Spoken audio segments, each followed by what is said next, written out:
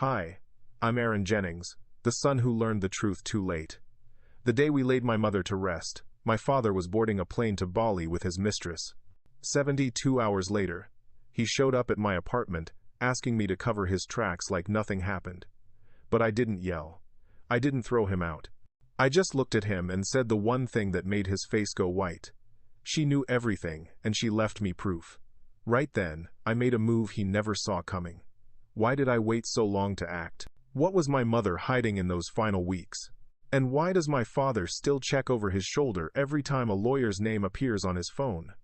There's more to this story. And the ending? It's not what anyone expected, not even me. Before we jump back in, tell us where you're tuning in from, and if this story touches you, make sure you're subscribed, because tomorrow, I've saved something extra special for you. The morning after the funeral felt like waking up underwater. Everything moved slowly, sounds muffled, colors washed out. I sat at my kitchen table staring at a cup of coffee I'd poured an hour ago but hadn't touched. The apartment was too quiet. No hum of traffic outside. No neighbors arguing through thin walls. Just silence pressing against my eardrums like it was trying to get inside my skull. My phone sat face down on the table. 17 missed calls. 12 voicemails. I hadn't checked any of them. I knew who they were from. Aunt Lily had been calling since yesterday afternoon, probably wanting to know if I'd heard from him. Jasper, my closest friend since college, left 3 messages asking if I needed anything. And then there were the unknown numbers, journalists maybe, or worse, people who'd heard the rumors and wanted confirmation. But I didn't pick up the phone. I just sat there thinking about the funeral, about the empty space in the front row where he should have been. The priest had stumbled over his words when he realized my father wasn't coming. He'd kept glancing at the door like maybe there was traffic, maybe there was an emergency, maybe there was some reasonable explanation for why a man wouldn't show up to bury his wife of 34 years. There wasn't. The service had been small. Mom didn't have many friends left by the end. Dad had made sure of that over the years, slowly isolating her with his moods, his demands, his need to control every aspect of their lives together. But the people who came, they came because they loved her. Mrs. Caldwell from next door brought white lilies. My cousin Hannah flew in from Portland even though she was 8 months pregnant. And Aunt Lily, Mom's younger sister, she stood beside me the entire time, her hand gripping mine so tight I thought my fingers might break.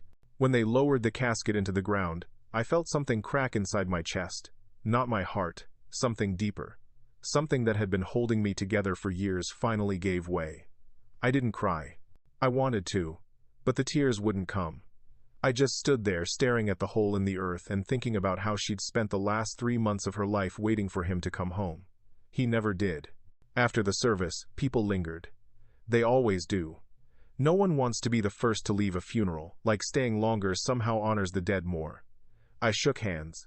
I accepted condolences. I nodded when people told me she was in a better place now, even though I didn't believe it.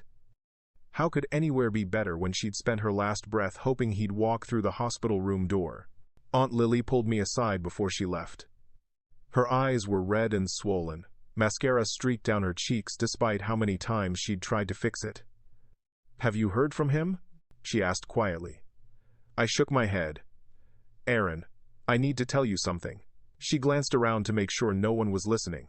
"Your mother, in those last few weeks, she gave me something. Papers. Documents. She made me promise not to open them unless—" She trailed off, her voice cracking. "Unless what?" "Unless he didn't show up today." She reached into her purse and pulled out a manila envelope, worn at the edges like it had been handled many times. She knew, Aaron. She knew he wouldn't come. I took the envelope, feeling its weight in my hands. It was sealed with red wax, old-fashioned, deliberate. My mother's handwriting across the front in black ink. "For Aaron, when the time is right." "What's in it?" I asked. Aunt Lily shook her head. "I don't know. She wouldn't tell me.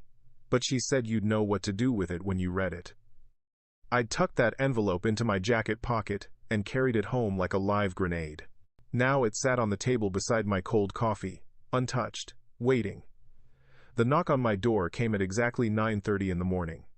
3 sharp raps, confident, entitled. I knew who it was before I even stood up. I could feel him through the door, that presence he'd always carried, the one that filled every room and demanded attention. I opened the door slowly. My father stood in the hallway wearing a linen shirt and khaki pants, tanned and relaxed like he'd just come back from a spa retreat. His salt and pepper hair was perfectly styled. He smelled like expensive cologne and coconut sunscreen. Behind him, leaning against the hallway wall, was a rolling suitcase covered in baggage tags from Bali.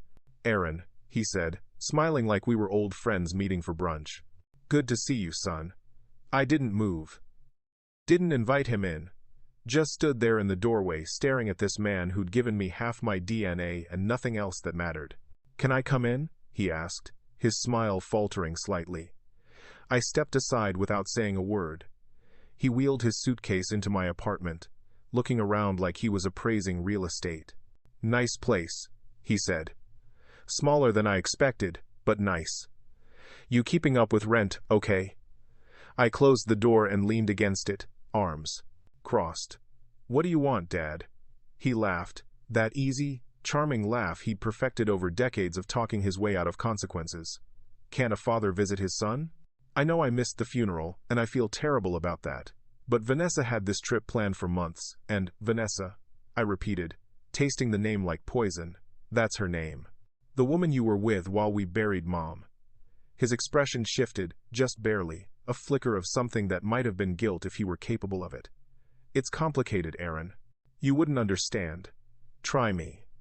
He sighed and ran a hand through his hair, a gesture I recognized from childhood. The one he used when he was about to spin a story.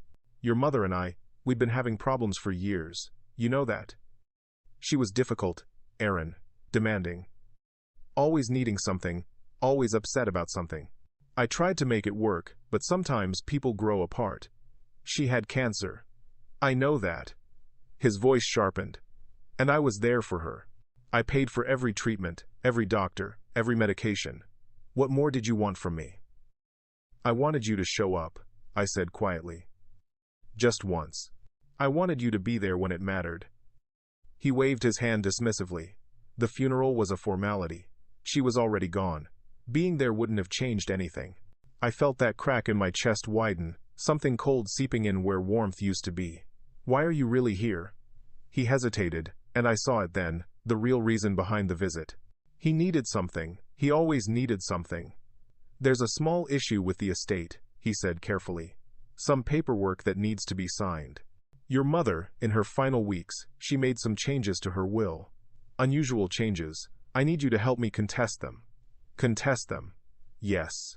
I think the medication affected her judgment. She wasn't thinking clearly. I've already spoken to a lawyer, and he says with your testimony about her mental state, we could get out." He blinked. "What?" I said, "Get out of my apartment. Aaron, be reasonable. This affects you too. If we don't fix this, you could lose." I pushed off the door and walked past him to the window, my hands shaking. I pressed them against the glass, feeling the cool surface against my palms. "She knew everything," I said, my voice steady despite the earthquake inside me, "and she left me proof." The silence behind me stretched long enough that I finally turned around. My father's face had gone pale, his easy confidence cracking like thin ice. "What are you talking about?" he asked, but his voice had lost its smoothness. I didn't answer. Just stared at him until he grabbed his suitcase and headed for the door. He paused with his hand on the handle. "You don't know what you're doing," he said quietly. "Neither do you," I replied. "But you're about to find out." He left without another word, and I stood there listening to his footsteps fade down the hallway. Then I walked back to the table, picked up the envelope my mother had left me, and finally broke the seal. The funeral had taken place at Westmont Cemetery, a sprawling piece of land on the north side of town where ancient oak trees cast long shadows across marble headstones. It was the kind of place people chose when they wanted dignity in death, when they wanted mine enough to be remembered as part of something permanent and sacred. My mother had picked out her plot 3 years ago, back when the diagnosis was still fresh, and the doctors were still using words like treatable and manageable. Preparing and narrating this story took us a lot of time, so if you are enjoying it, subscribe to our channel, it means a lot to us. Now back to the story. She'd made me come with her that day to look at the plots. I remember thinking it was morbid, walking through rows of graves on a sunny afternoon while she pointed out locations like she was shopping for real estate. But she'd been insistent. "I want to be under a tree," she'd said, stopping beneath a massive oak near the eastern edge of the property. "Somewhere with shade. Your father always hated the heat." Even then, even knowing what he was, she'd been thinking about him. The morning of the funeral, I'd arrived early. The funeral home had done their job well. The casket was polished mahogany, covered in white roses because those had been her favorite. A photograph of her from 20 years ago sat on an easel nearby, back when she still smiled easily, before the weight of marriage to my father had worn the light from her eyes. I stood alone in the chapel for almost 30 minutes before anyone else arrived. The silence was heavy, thick with the smell of flowers and furniture polish. I'd walked up to the casket and placed my hand on the cool wood, wondering if she could somehow feel it, if some part of her consciousness still lingered close enough to know I was there. "I'm sorry," I'd whispered. "I'm sorry I didn't do more." Mrs. Caldwell arrived first. She was 83, hunched with osteoporosis, but she'd insisted on coming despite her daughter's protests. She shuffled up to me with tears already streaming down her face. "Your mother was a saint," she said, gripping my hand with surprising strength. "An absolute saint. The world is darker without her in it." I thanked her, helped her to a seat in the third row. Then came the others, Cousin Hannah, moving slowly, one hand on her swollen belly. Uncle Bryce, my father's brother, who looked uncomfortable in his suit and avoided eye contact with everyone. A few women from the book club my mother had belonged to years ago, before my father had convinced her she was spending too much time away from home, and Aunt Lily, who arrived in a black dress that hung loose on her frame, like she'd lost weight from grief alone. The funeral director, a soft-spoken man named Mr. Ashford, approached me 20 minutes before the service was scheduled to start. "Mr. Jennings," he said quietly, "should we wait a few more minutes? For your father?" I looked at the empty front row, at the space that should have been occupied. "No," I said. "Start on time." He nodded, understanding passing between us without further words. The service began at 11. The priest, Father Dominic from St. Augustine's, read from Psalms and spoke about eternal rest and peace everlasting. His voice was gentle but uncertain, like he wasn't quite sure how to eulogize a woman whose husband couldn't be bothered to attend. He kept glancing at the door, at the empty chair, his rhythm faltering each time someone shifted in their seat. Aunt Lily gave the only eulogy. She'd written it on notebook paper, her handwriting shaky, words crossed out and rewritten. She stood at the podium gripping the edges like it was the only thing keeping her upright. "My sister," she began, her voice cracking immediately, "was the strongest person I've ever known. Not because she was loud or forceful, but because she endured. She endured things that would have broken most people. And she did it with grace and dignity and a kind of quiet courage that most of us will never possess." She paused, wiping her eyes with a crumpled tissue. She loved her family. She loved her son. Her eyes found mine across the room, and she loved a man who didn't deserve her. But that was who she was. She loved anyway, even when it hurt, even when it cost her everything. Someone in the back row sobbed audibly. Aunt Lily's hands trembled as she folded her paper and stepped down from the podium. She walked directly to me and pulled me into a hug that felt like it might cave in my ribcage. "She was so proud of you," she whispered. "Never forget that." After the service, we drove in a procession to the gravesite. The hearse moved slowly through town, past the coffee shop where my mother used to meet her friends, past the library where she'd volunteered every Tuesday, past the small park where she'd taken me as a boy to feed the ducks. I followed in my car, watching the town roll by through tear-blurred vision, thinking about how many places held her memory and how many of those memories my father had tried to erase. At the grave, Father Dominic said the final prayers.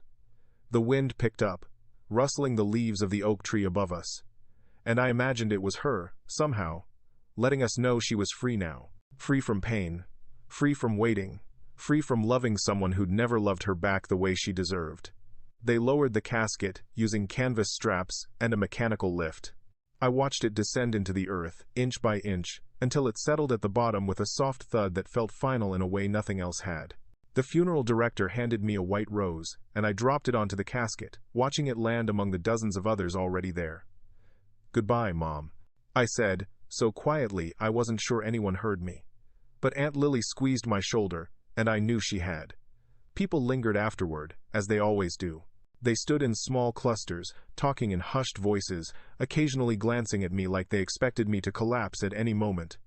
Mrs. Caldwell approached again, pressing a casserole dish into my hands. "You need to eat," she said firmly. "Your mother would want you to eat." I accepted it, thanked her, added it to the growing collection in my car. 3 casseroles, 2 lasagnas, a pot of soup, and enough cookies to feed a small army. Food, I'd learned, was how people dealt with death when they didn't know what else to do. Uncle Bryce pulled me aside before he left. He was my father's younger brother, but unlike my father, Bryce had always been kind in a gruff, uncomfortable way. He worked construction, had thick calloused hands and a sun-weathered face. "Your dad," he started, then stopped, shaking his head. "I don't know what to say about your dad. He called me last week from some resort, told me he wouldn't make it back in time. Said he had important business." Bryce's jaw tightened. "There's no business more important than this. You know that, right?" "I know. If you need anything," he said, gripping my shoulder. "And I mean anything, tools, muscle, someone to just sit with you, you call me.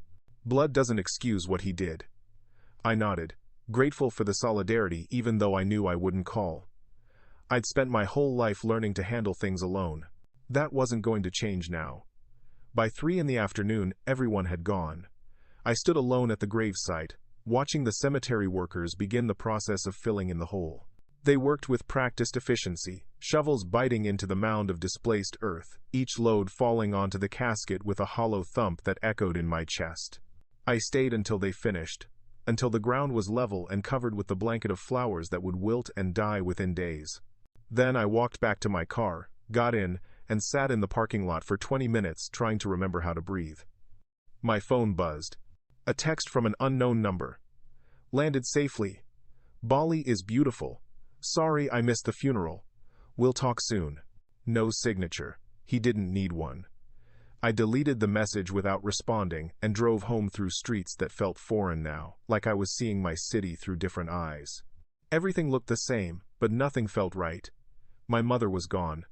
My father was in paradise with his mistress.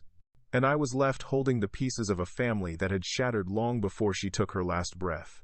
After my father left my apartment that morning, I sat at my kitchen table with the envelope in front of me for almost an hour before I opened it. The red wax seal had my mother's initials pressed into it, E.J., for Emily Jennings. She'd always signed her name that way, with careful loops and deliberate pressure, like even her signature needed to be gentle. I broke the seal carefully, trying not to tear the paper beneath. Inside were 3 items. A handwritten letter on her personal stationery, the kind with small blue flowers along the border that she'd ordered from a catalog years ago. A USB drive, small and black, attached to the letter with a paperclip, and a photograph I'd never seen before.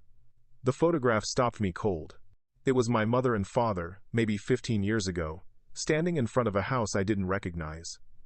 They were smiling, his arm around her shoulders, her hand resting on his chest. They looked happy. They looked like people who might actually love each other. I flipped it over. On the back, in my mother's handwriting, "The Cliffside House, before everything changed." I set the photo aside and unfolded the letter. Her handwriting was shaky in places, steady in others, like she'd written it over several days when her strength allowed. "My dearest Aaron," it began.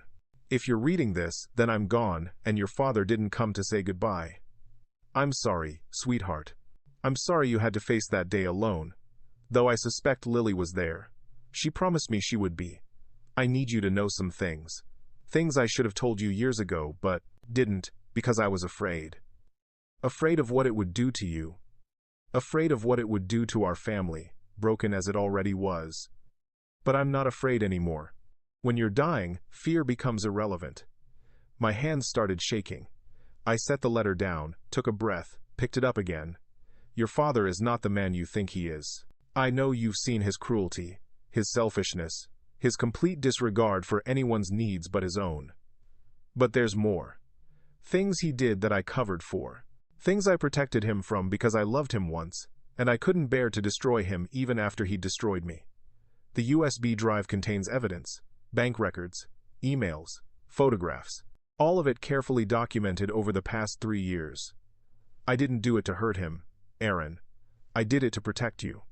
The letter went on for 3 more pages.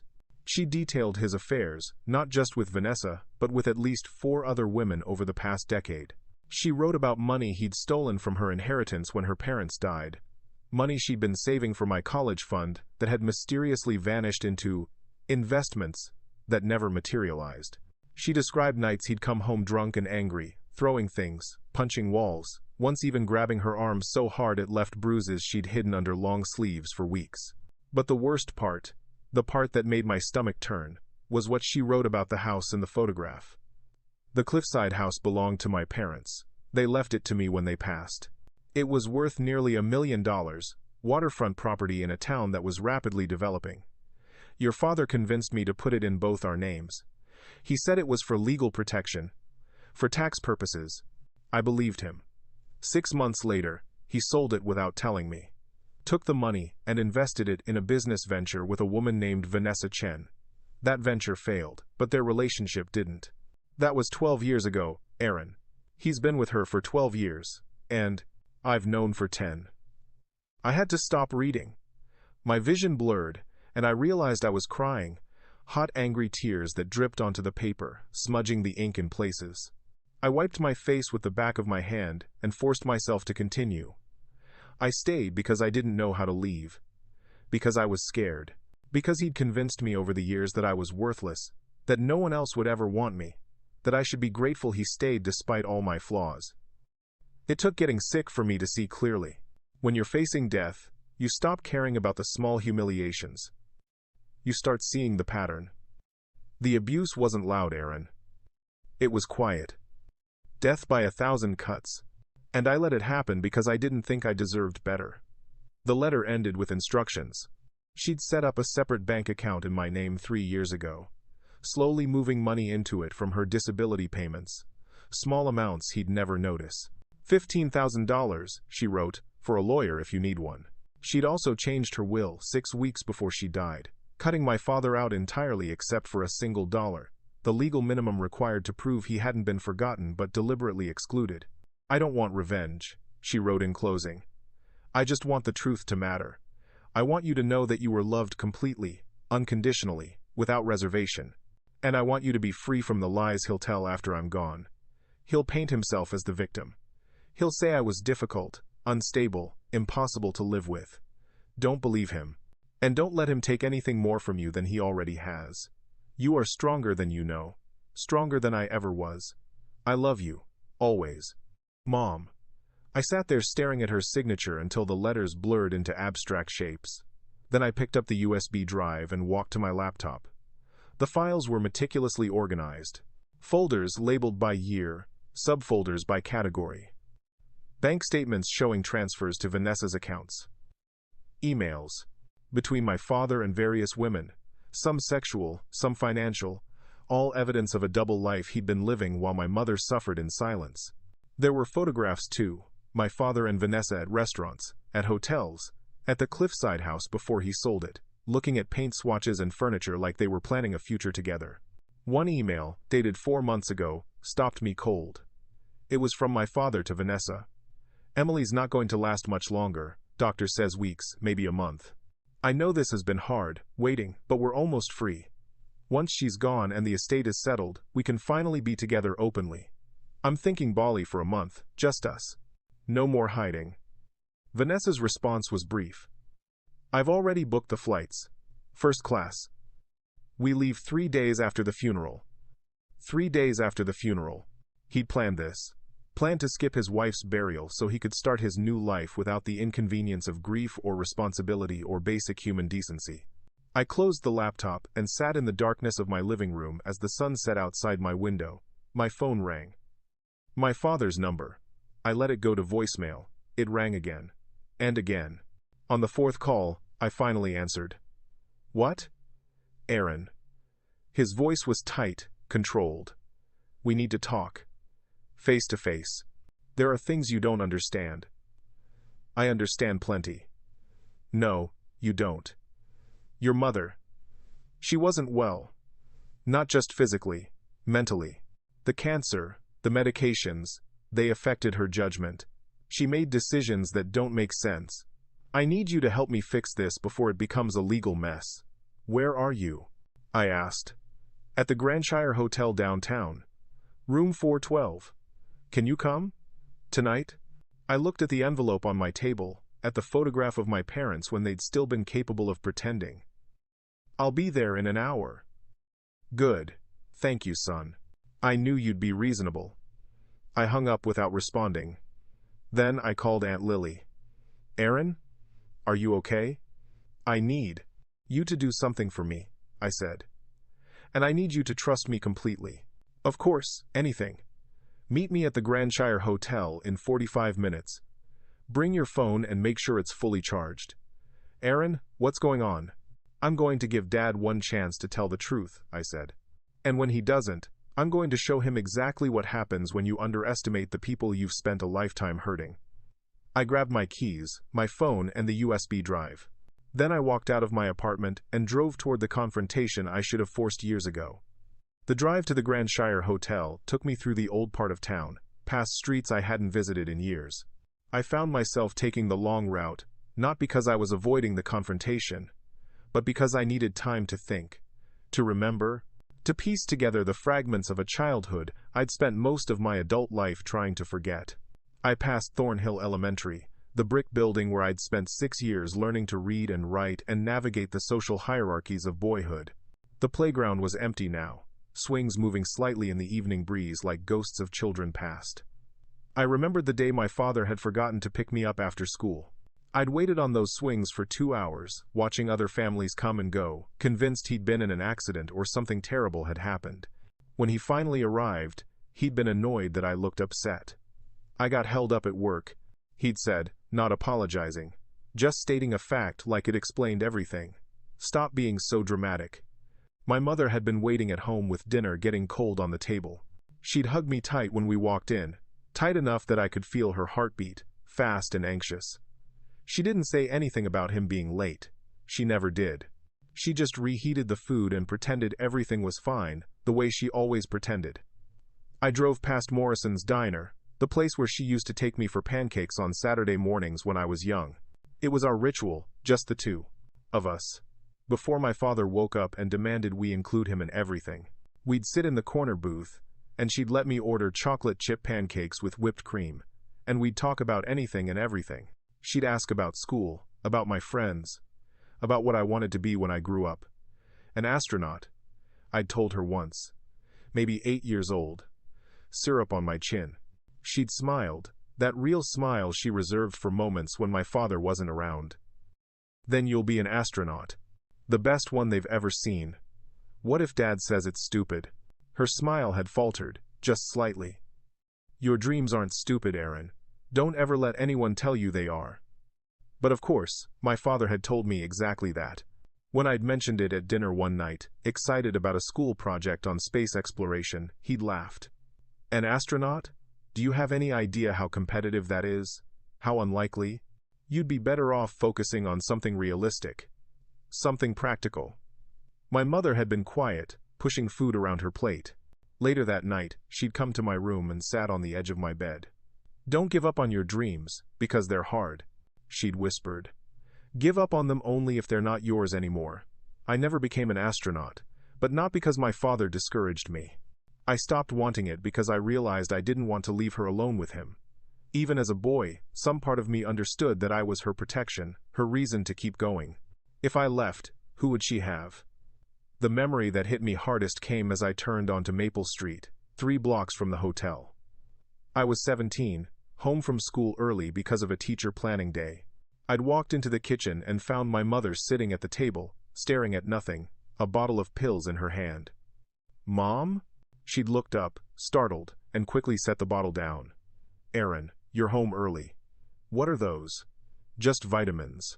But I'd seen the label. Sleeping pills. The prescription. Bottle was full, untouched, like she'd been holding it, weighing it, considering something she hadn't been able to go through with. I'd sat down across from her, my backpack still on my shoulders, fear climbing up my throat. Mom, are you okay? She'd smiled, but it was the saddest smile I'd ever seen. "I'm fine, sweetheart. Just tired. I've been so tired lately." "Where's Dad?" "Business trip. He'll be back next week." He'd been gone for 3 weeks already. I'd counted the days, marked them on my calendar like I was tracking a prison sentence. And she'd been alone in this house, with her thoughts and her pain and whatever darkness had driven her to hold that bottle like it might offer an escape. "I'm not going to college," I'd said suddenly. "What?" "Aaron, no. You have to go to college." "I can take classes online." "Stay here." "Help you with the house." "Absolutely not." Her voice had been firm, firmer than I'd heard it in months. "You are not sacrificing your future for me. I won't allow it." "But Mom, no." She'd reached across the table and gripped my hand. "Listen to me. You are going to go to college. You are going to build a life that makes you happy. You are going to be everything I wasn't brave enough to be. Do you understand me?" I'd nodded, throat too tight to speak.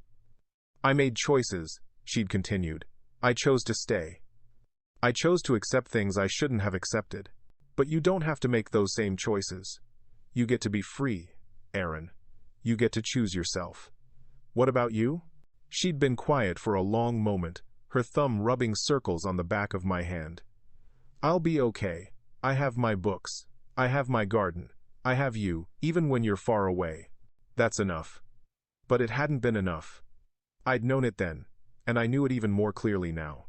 She'd been drowning, and I'd left for college anyway, convinced by her insistence that she'd be fine, that my father would eventually come around, that things would get better with time. Things never got better. I pulled into the hotel parking lot and sat in my car for a moment, hands gripping the steering wheel, thinking about the last real conversation I'd had with my mother. It was 6 weeks before she died, before the cancer had stolen her strength completely. I'd driven home from the city to visit, found her in the garden behind the house, kneeling in the dirt despite the pain it caused her knees. She'd been planting roses, white ones, her favorite. "They probably won't bloom this year," she'd said when I approached. "But maybe next spring. Someone should get to enjoy them." I'd knelt beside her, taking the small shovel from her trembling hands. "Let me do that." We'd worked in silence for a while, me digging, her directing, until finally she'd spoken again. "Aaron, I need to tell you something. About your father." "Mom, you don't have to." "Yes, I do." She'd looked at me then, really looked at me. And I'd seen something in her eyes I'd never seen before. Clarity. Resolution. The look of someone who'd finally stopped pretending. "He's not going to change. I spent 30 years believing he would. Believing that if I just loved him enough, tried hard enough, sacrificed enough, he'd become the man I married. But that man never existed. I created him in my mind because I needed to believe I hadn't wasted my life on someone who didn't deserve it." "You didn't waste anything." She'd smiled sadly. "I wasted a lot, sweetheart. But I didn't waste you. You're the one thing I got right. The one choice I'll never regret." "What are you saying?" "What are you saying?" "I'm saying that when I'm gone, he's going to try to rewrite history. He's going to make himself the victim and me the villain.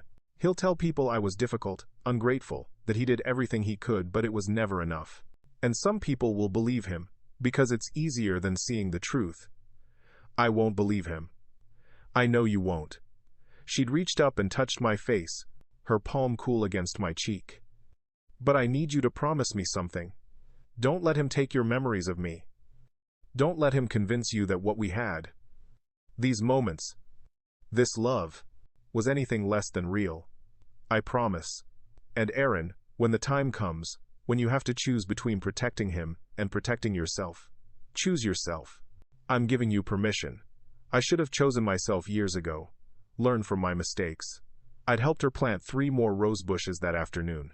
We'd talked about small things after that, books she was reading, a bird's nest she'd found in the oak tree, anything but the weight of what she'd really been saying. When I'd left that evening, she'd hugged me at the door, longer than usual. "I love you more than anything in this world," she'd whispered. "More than life itself. Don't ever forget that." "I love you too, Mom." Those were the last words I'd said to her while she was still conscious. 3 days later, she'd slipped into a coma. 2 weeks after that, she was gone. Now, sitting in this parking lot, I understood what she'd been doing that day in the garden. She'd been saying goodbye. She'd been giving me the tools I'd need to survive what came next. And she'd been setting me free from the burden of protecting a man who'd never protected anyone but himself. I looked at the USB drive in my hand, at the evidence she'd carefully collected and preserved. This wasn't about revenge. It was about truth. It was about making sure her voice mattered, even in death. I got out of the car and walked toward the hotel entrance. Aunt Lily was already there, waiting in the lobby, her face pale but determined. "Are you sure about this?" she asked when I reached her. I nodded. She asked me to choose myself. So that's what I'm doing. We took the elevator to the 4th floor in silence. When we reached room 412, I raised my hand to knock, then hesitated. Aunt Lily touched my arm. "She would be so proud of you." I knocked 3 times and waited for my father to open the door and face the truth he'd spent decades running from. My father opened the door wearing a hotel bathrobe, a glass of whiskey in his hand, looking relaxed and completely unbothered by the fact that he'd just buried his wife 3 days ago. His expression shifted when he saw Aunt Lily standing beside me. "I didn't know this was a family meeting," he said, his tone cooling. "It is now," Lily replied, pushing past him into the room. The hotel suite was nicer than I'd expected. King-sized bed, sitting area with a couch and coffee table, floor-to-ceiling windows overlooking the city. A room service cart sat near the window with the remnants of an expensive dinner, 2 plates, 2 wine glasses. Evidence that he hadn't been alone. I heard the bathroom door close quietly. Someone was in there, hiding, waiting for this uncomfortable moment to pass. "Is Vanessa here?" I asked, not bothering to hide the edge in my voice. My father's jaw tightened. "That's none of your business." "Actually, it is. Considering you were with her while Mom was being lowered into the ground." He took a long sip of his whiskey, walked to the couch, and sat down like he was settling in for a negotiation. "Your mother knew about Vanessa, had known for years. We had an understanding. An understanding." Aunt Lily's voice was sharp enough to cut glass. "Is that what you call abandoning your dying wife? Lily, you don't know the full story. Emily and our marriage was complicated. She had her life, I had mine. It was an arrangement that worked for both of us." I pulled out my phone and opened the folder of emails I'd transferred from the USB drive. "Is that why you wrote to Vanessa 4 months ago saying, and I quote, 'Once she's gone and the estate is settled, we can finally be together openly? Because you had an arrangement?'" The color drained from his face. "Where did you get that?" "Mom kept records. Detailed records. Every affair, every lie, every dollar you stole from her family's estate. She documented all of it." He stood up quickly, whiskey sloshing in his glass. "Those are private communications. You have no right." "She gave me every right," I interrupted. "She made me executor of her estate. Everything she owned, everything you thought you'd inherit, it's mine now. And she made sure to explain exactly why she cut you out." The bathroom door opened, and Vanessa stepped out. She was younger than I'd expected, maybe 40, with dark hair and expensive jewelry that probably came from my father's wallet. She looked at the scene unfolding and immediately tried to retreat. "Don't leave on our account," Aunt Lily said. "You're part of this story too." Vanessa froze, looking to my father for guidance. He said nothing, just stared at me like he was trying to calculate his next move. "The Cliffside house," I said. "You sold it 12 years ago. Mom's parents left it to her, and you sold it without her permission. Where did that money go?" "That's ancient history, Aaron. The statute of limitations. I'm not talking about legal consequences," I said. "I'm talking about the truth. Where did the money go?" He was silent for a long moment, then sighed heavily, like I was forcing him to admit something inconvenient, rather than confronting him with evidence of betrayal. "I invested it in a business opportunity. Vanessa and I were starting a consulting firm. It didn't work out." $1 million, I said. "You took $1 million from Mom's inheritance and gambled it on a business with your mistress. And when it failed, you just never told her. She wouldn't have understood the opportunity.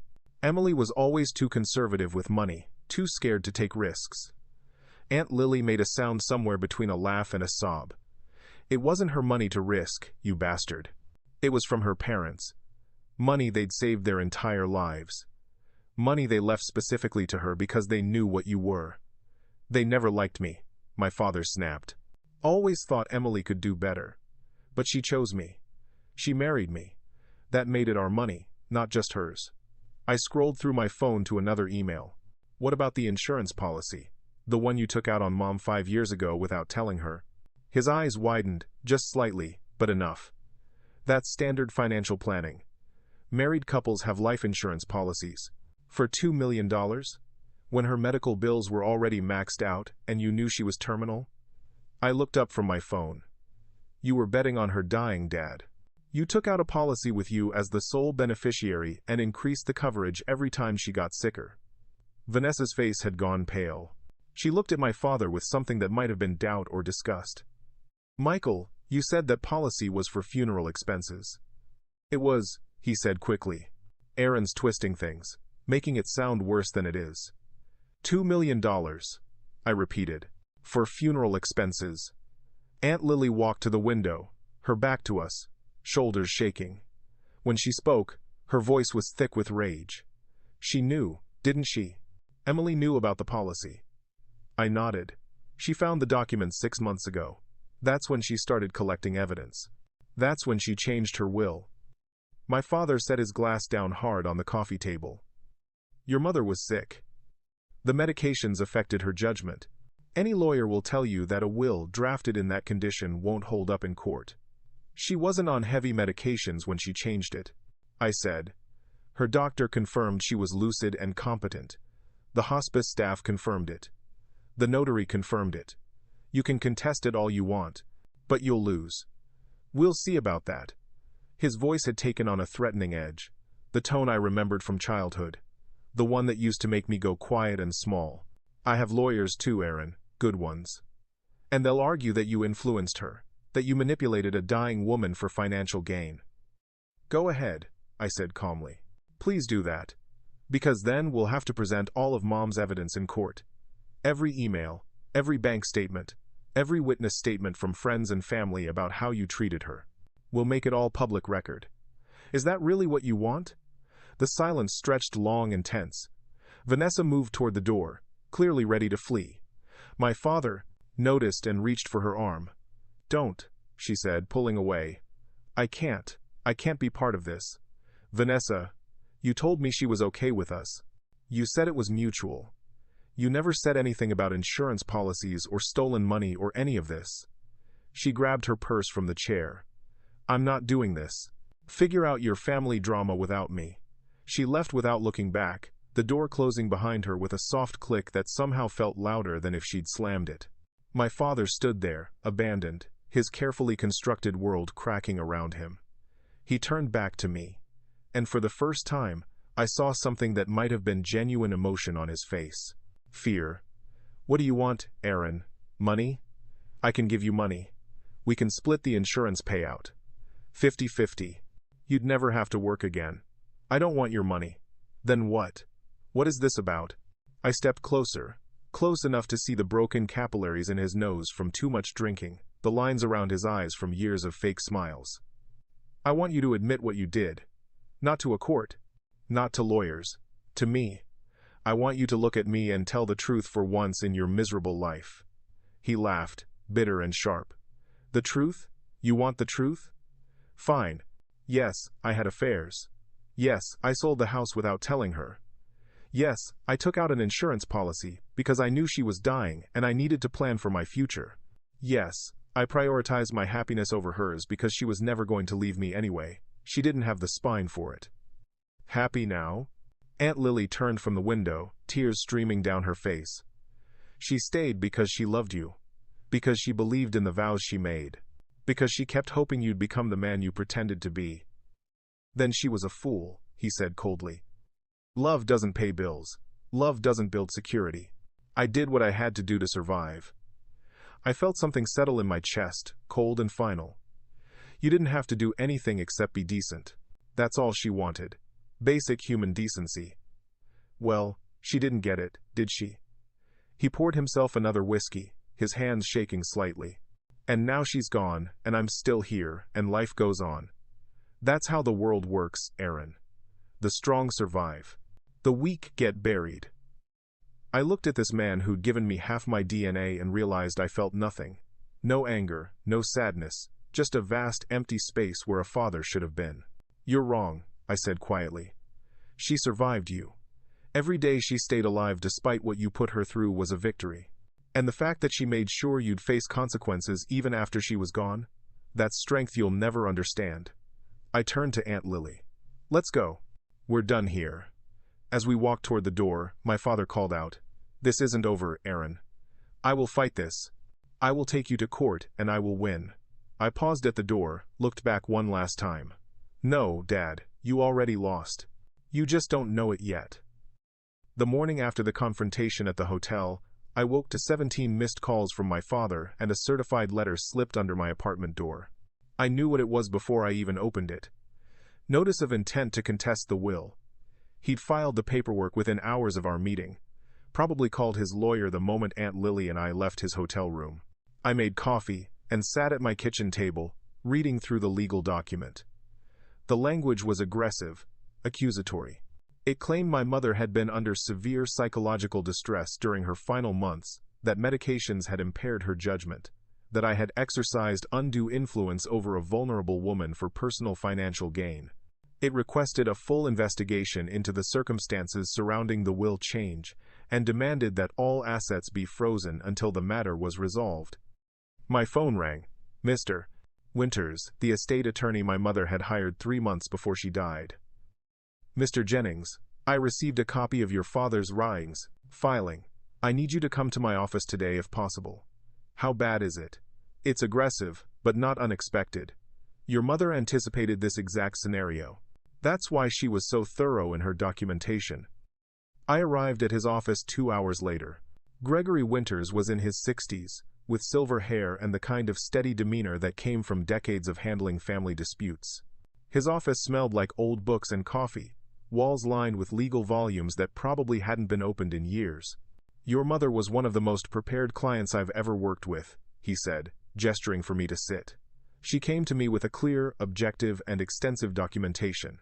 She knew your father would challenge the will, and she built a case that would be very difficult for him to overcome." He opened a thick file folder on his desk. First, the medical records. "Your mother underwent a psychiatric evaluation 4 weeks before changing her will. The psychiatrist confirmed she was of sound mind, not suffering from depression or any condition that would impair her decision-making. She did this specifically to counter any claims about her mental state." "I didn't know about that." "She didn't want to worry you, but she was strategic. She also had her primary physician document that her pain medications were at therapeutic levels, not high enough to cause cognitive impairment. And the hospice staff provided written statements confirming she was lucid and engaged right up until the final week." He pulled out another document. "Second, the timeline. Your mother began making changes to her estate plan 6 months before her death. That's important because it shows this wasn't a sudden decision made under duress. It was deliberate and sustained over time." "What about his claim that I influenced her?" Mr. Winters smiled slightly. "She anticipated that too. She kept a journal during those final months, handwritten entries documenting her thought process, her reasons for each decision. The journal makes it very clear that these were her choices, made independently. She even wrote several entries, specifically addressing potential challenges to her competency." He handed me a photocopy of one of the journal entries. My mother's handwriting, shaky but legible. "Today I met with Gregory Winters to finalize the changes to my will. Michael will contest this, I have no doubt. He'll claim I wasn't thinking clearly, that Aaron manipulated me, that the cancer affected my mind. But my mind is clearer now than it's been in years. Facing death has a way of burning away all the pretense and denial. I see my life for what it was. I see my marriage for what it was. And I see my son for who he is, a good man who deserves better than the family he was born into. This is not revenge. This is simply the truth, written down while I still have the strength to hold a pen." My throat tightened, reading her words. Mr. Winters gave me a moment before continuing. "Third, and most damaging to your father's case, is the evidence your mother collected about his conduct.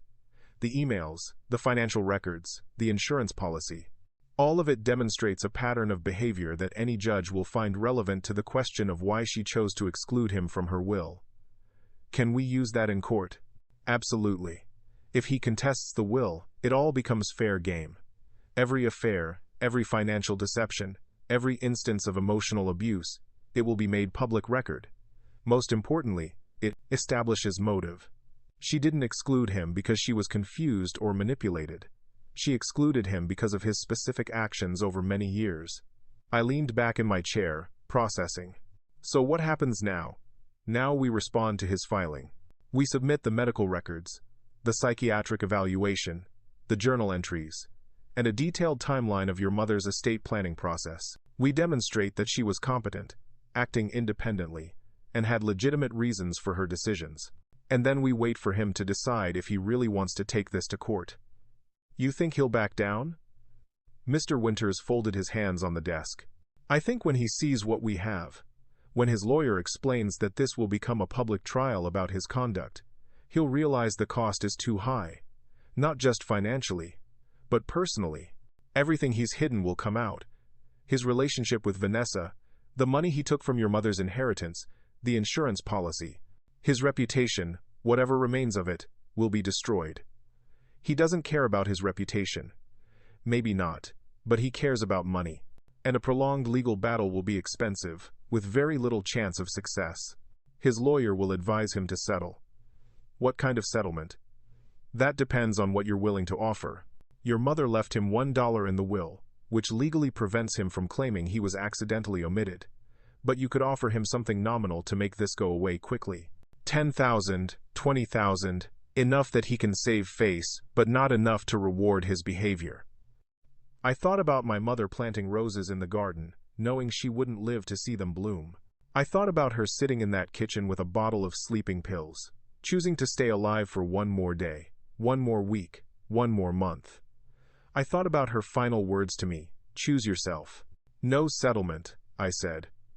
If he wants to fight this, we fight. I want everything to come out. I want people to know what he did to her. Mr. Winters studied me for a long moment. That's an emotional decision, Aaron. Not necessarily a practical one. My mother spent 30 years making practical decisions. Staying quiet, keeping the peace, protecting him from consequences. And it killed her. Maybe not directly, but it killed something in her, long before the cancer did. I'm done being practical. He nodded slowly. Then we prepare for trial. I'll need you to go through all the evidence your mother collected, organize it chronologically, identify any witnesses who can corroborate specific incidents. This will be invasive and painful. Are you sure you're ready for that? I stood up, extending my hand. My mother was ready for it. She did all the hard work. All I have to do is make sure it matters. We shook hands, and I left his office feeling something I hadn't felt in weeks. Not quite hope, but something close to it. Purpose, maybe. Direction. The sense that I was finally doing what my mother had needed someone to do for decades, standing up and refusing to let the lies continue. My phone buzzed as I reached my car. A text from my father. We need to talk. This doesn't have to get ugly. Call me. I deleted the message without responding and drove home to begin the work of making sure my mother's voice would be heard, even from the grave. The mediation hearing was scheduled for 3 weeks after my father filed his contest. His lawyer had requested it, probably hoping to negotiate a settlement before the case went to full trial. We met in a conference room at the courthouse, neutral ground, with a court-appointed mediator overseeing the proceedings. My father arrived with his attorney, Douglas Callahan, a man in his 50s who looked like he charged $500 an hour and enjoyed every minute of it. They sat on one side of the long conference table. Mr. Winters and I sat on the other. Aunt Lily was there too, listed as a witness and character. Reference. The mediator, a woman named Judge Patricia Thornton, reviewed the files in front of her with the kind of tired patience that suggested she'd seen 1,000 family disputes and found them all equally depressing. Gentlemen, Miss Thornton, she began, looking at each of us in turn. We're here to discuss the last will and testament of Emily Jennings and the contest filed by her surviving spouse, Michael Jennings. Before we begin formal proceedings, I'm required to ask if both parties are willing to discuss settlement options. Callahan leaned forward. My client is absolutely willing to discuss reasonable settlement terms. We believe the will as currently written does not reflect Mrs. Jennings' true intentions and that certain influences may have affected her judgment during a vulnerable time. Judge Thornton looked at Mr. Winters. And the respondent? My client believes the will accurately reflects his mother's wishes and sees no reason to alter it. However, we're willing to hear what opposing counsel considers reasonable. Callahan pulled out a document. We're proposing a 50-50 split of all assets. Mr. Michael Jennings receives half of the estate, including half the life insurance payout, half the property value, and half of all financial accounts. In exchange, he withdraws his contest and both parties agree to a confidentiality clause regarding all family matters. I almost laughed. My father sat there looking like he'd already won, like this was just a formality before he walked away with $500,000. No, I said simply. Callahan blinked. I'm sorry. No. There will be no split, no settlement. The will stands as written. My father leaned toward his lawyer, whispering something urgent. Callahan held up a hand. Mr. Jennings, I don't think you understand the risk you're taking. If this goes to trial, it will be expensive, time-consuming, and the outcome is never guaranteed. My client is offering you a very generous compromise. Your client, I said, meeting my father's eyes across the table, abandoned his dying wife to vacation with his mistress. He sold property that wasn't his to sell. He took out a life insurance policy betting on her death. And now he wants to be rewarded for it. That's not happening. Judge Thornton raised an eyebrow. Those are serious allegations, Mr. Jennings. Do you have evidence to support them? Mr. Winters opened his briefcase and began placing documents on the table. We have extensive evidence, Your Honor. Bank records showing the sale of the Cliffside house and subsequent transfer of funds. Email correspondence between Mr. Michael Jennings and Vanessa Chen discussing their relationship and future plans. Insurance documents showing the policy increase timeline correlated with Mrs. Jennings' diagnosis progression, and a personal journal kept by Mrs. Jennings documenting her husband's conduct over the final months of her life. He placed the journal in the center of the table, and I watched my father's face go pale. Additionally, Mr. Winters continued, we have psychiatric evaluations, medical records, and sworn statements from healthcare providers confirming Mrs. Jennings was mentally competent when she revised her will. We also have testimony from family members regarding Mr. Michael Jennings' absence during his wife's final weeks, and his failure to attend her funeral. Callahan picked up the journal, flipped through a few pages, and his expression shifted from confident to concerned. He leaned toward my father, and they had a whispered conversation that lasted almost 2 minutes. Judge Thornton waited patiently. When they finished, she addressed them directly. Mr. Callahan, having reviewed this preliminary evidence, do you wish to proceed with the contest? Callahan cleared his throat. Your Honor, might we have a short recess to consult with my client privately? 15 minutes. They left the room, and I sat there feeling my heart pound in my chest. Aunt Lily reached over and squeezed my hand.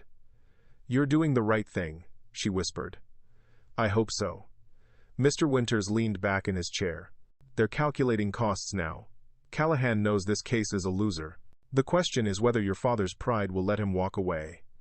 When they returned, my father looked smaller somehow, diminished.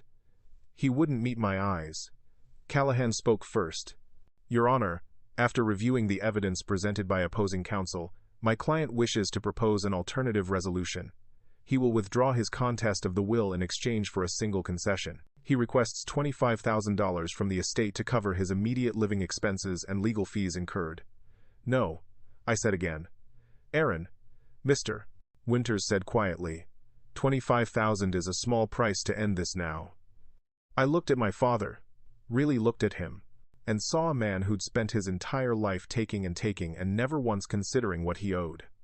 My mother had given him 30 years. She'd given him her family's house, her dignity, her peace of mind. And in the end, she'd given him the mercy of $1 so he couldn't claim to be forgotten. The will allocates him $1, I said. He can have exactly what my mother intended him to have. $1, not a penny more. Judge Thornton looked at my father. Mr. Jennings, do you accept these terms? He sat in silence for what felt like an eternity. Then, finally, he nodded. Let the record show that Michael Jennings withdraws his contest of Emily Jennings' will and accepts the terms as written. This matter is resolved. She gathered her papers. Gentlemen, this mediation is concluded. My father stood abruptly and walked out without a word. Callahan gathered his materials, gave a curt nod, and followed his client. I sat there feeling empty and full at the same time. It was over. Not the way I'd expected, but over. Aunt Lily hugged me tight. She would be so proud. Mr. Winters packed his briefcase. I'll file the final documents with the court.